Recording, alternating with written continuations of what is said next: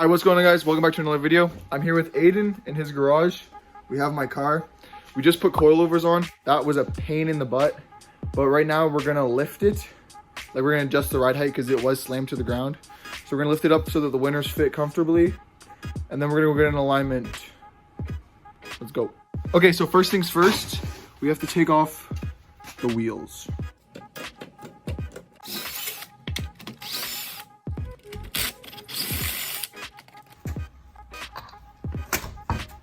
Wheels off. So in right there, that's your spring. That is the coilover. Whoa, what the? What? Oh shit, Daddy.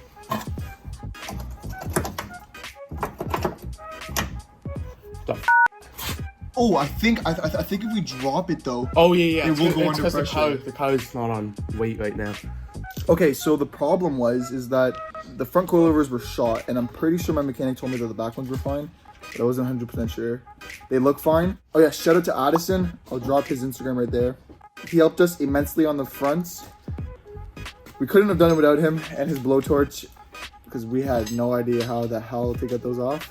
So we're gonna take this all off, grab those, adjust that to the top so we have more room of clearance up here, and then put the wheel back on.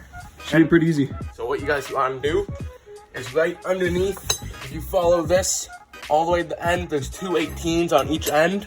Get a breaker bar, and then I just got a wrench and hold the other side. You want to break them free. It's gonna be tight, but I believe in you guys. Set the bolts out, and then might take a little bit because it's been in there for so long. There it is. So basically it just goes through.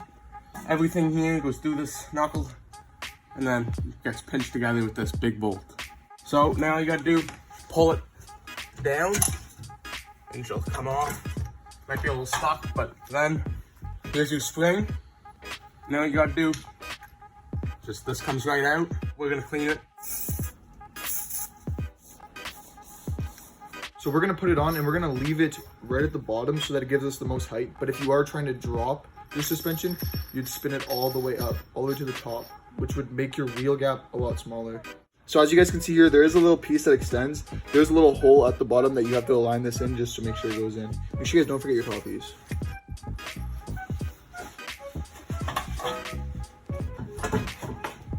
All right, there we go. So now that we have it aligned up, all we're gonna do is grab the jack.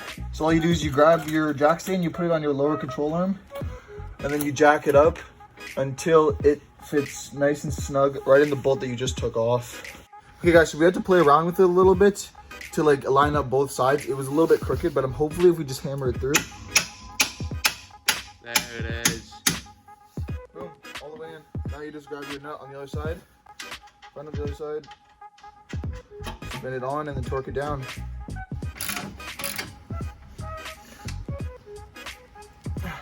So after you guys clamp it down with your ratchet and your wrench, you just grab your breaker bar and then tighten it all the way down. I think that's as good as it's gonna go. Yep. All right, so once you guys finish tightening down that bolt, you guys are good to go. All you gotta do is take off your jack, put your wheel back on, and then take off your big jack, and boom, you're set. So basically what you want to do is you want to get like your legs under the car. You want to lift up the wheel and you're going to want to like pinch it on top of your legs. And then like the center cap sticks out here. So kind of just line up the center cap. And then you can spin it around until you get one of the studs. So just like that, we're on the center cap.